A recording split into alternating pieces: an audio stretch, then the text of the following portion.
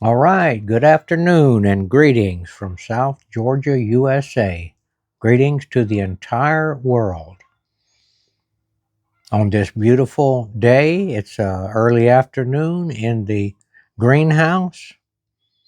We are retreating in here because it is very comfortable. I've just put some Celeste fig trees in these Bellet grow bags in Pro Mix soil.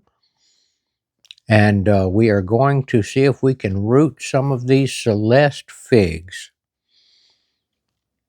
But I want to read you something. My mind never wanders very far from Jesus and from the Bible. And the word came to me. Talk about be still and know that I am God.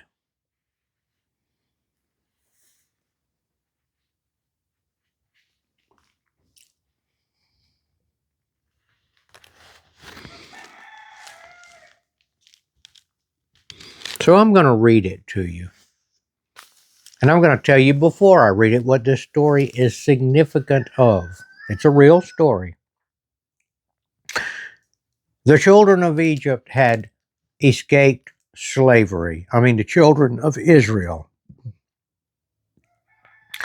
had escaped slavery and fled into the wilderness. But the Pharaoh repented for letting the people go. And it says God hardened his heart and he decided to go after them. So he got his army and went after them. He chased them all the way to the Red Sea. And when they got there, the Egyptians were upon them. They could neither go backwards toward the Egyptians, nor could they go forward because the sea was in front of them and they would drown. That is a picture of the predicament that we are in as human animals. As we get older, we have gotten to a place where we cannot go back. That means we can't make ourselves younger. The Egyptians are behind us, and that is our age coming down upon us to slay us. And in front of us is the Red Sea, and that means the grave. We can't get across it. We can go no further. We are stopped. And the people cried out, and Moses told the people, "Stand still and see the salvation of the Lord." That happened. God parted the Red Sea, and the children walked across it. That is symbolic and literal too of us crossing over death and going into the promised land or the kingdom of freedom or heaven.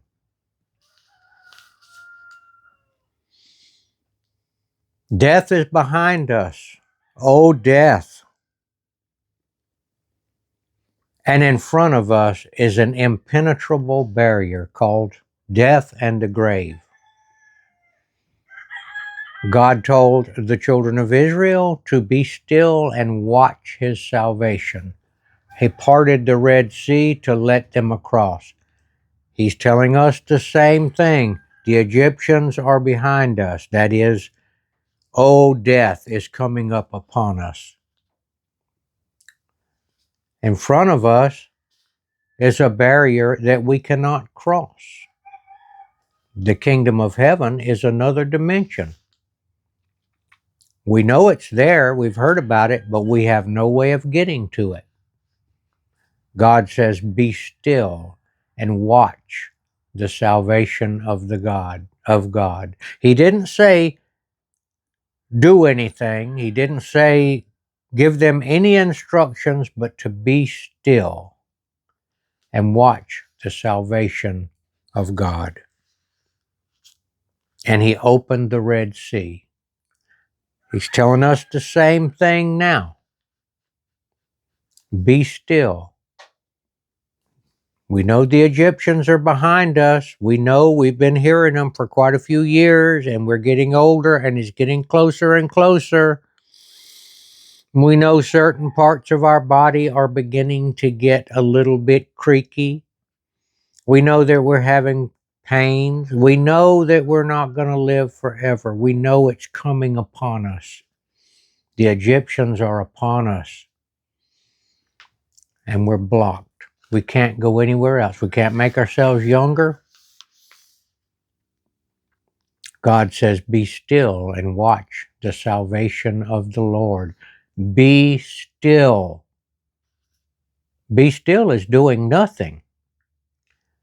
And that's the message right there. Watch the salvation of the Lord. What is the salvation of the Lord?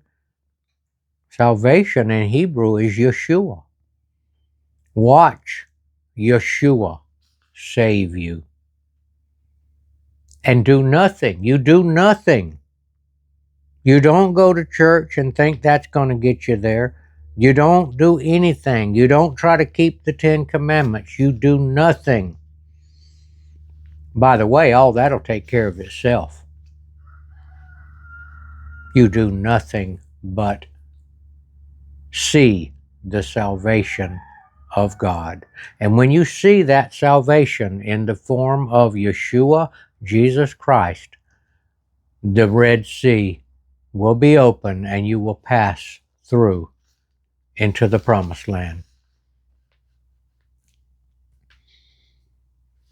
Let me read it to you. If you're still with me. And the Lord hardened the heart of Pharaoh, king of Egypt, and he pursued the children of Israel. And the children of Israel went out with boldness. So the Egyptians pursued them, all the horses and chariots of Pharaoh, his horsemen and his army, and overtook them camping by the sea beside Pi Hahiroth, before Baal Zephon. That's a place name. That's a place. And when Pharaoh drew near, the children of Israel lifted their eyes up, and behold, the Egyptians marched after them. So they were very afraid, and the children of Israel cried out to the Lord. That's us. Death coming up behind us, and we are afraid. So we cry out to the Lord.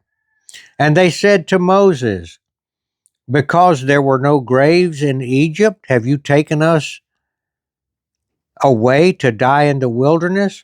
Why have you so dealt with us to bring us up out of Egypt? Is this not the word that we told you in Egypt, saying, let us alone that we may serve the Egyptians? For it would have been better for us to serve the Egyptians than that we should die in the wilderness. Serving the Egyptians means that we do not trust in God. We just accept that we're going to die and there's no life after that. That's it. We'll die in Egypt, and that's the end of it. And Moses said to the people, do not be afraid.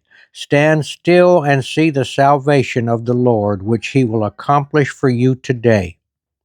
For the Egyptians whom you see today, you shall see again no more forever. The Lord will fight for you, and you shall hold your peace.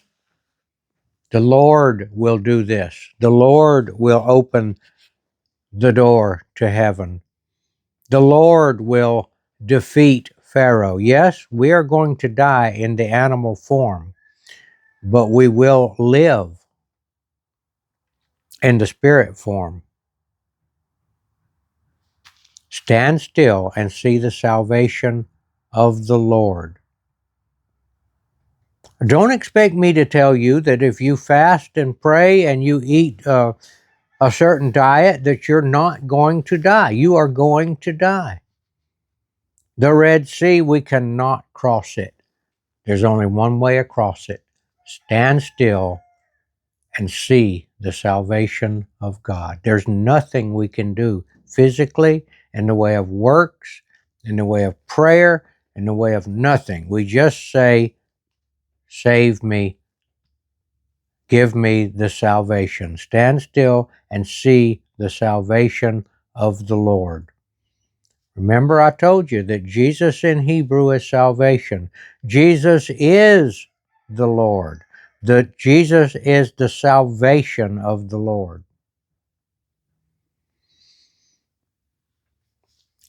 This very minute, some of you are afraid. The Egyptians are behind you. They're behind me too. I hear them back there. I hear those chariot wheels. I hear those horses neighing. I hear the roar of the Egyptian army behind me. It's getting close. I can do nothing on my own. I can go to Mayo Clinic and get them to do something and tell me what all is going to kill me. There's nothing I can do. Now, look, use common sense. I'm not saying that you shouldn't take care of yourself, but it's not going to work very long because the Egyptians are behind us.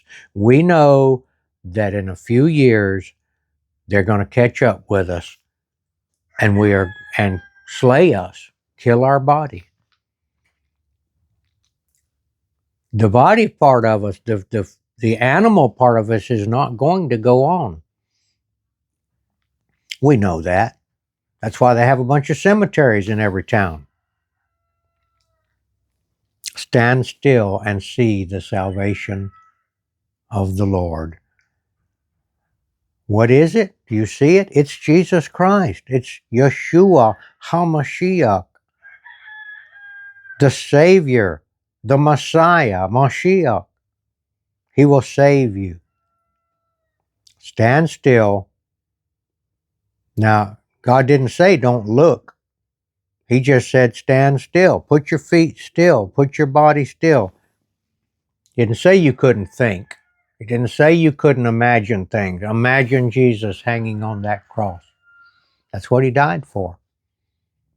See the salvation of the Lord. That's him right there hanging on that cross. He took your punishment. He took the punishment of the entire world on himself so that they could be saved.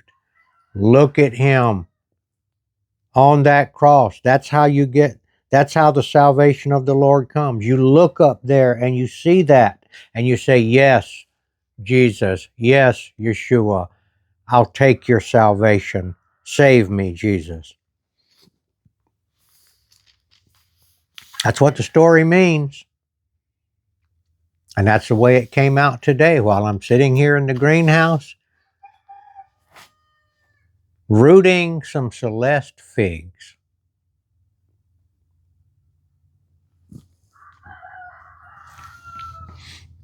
Ask Jesus to save you.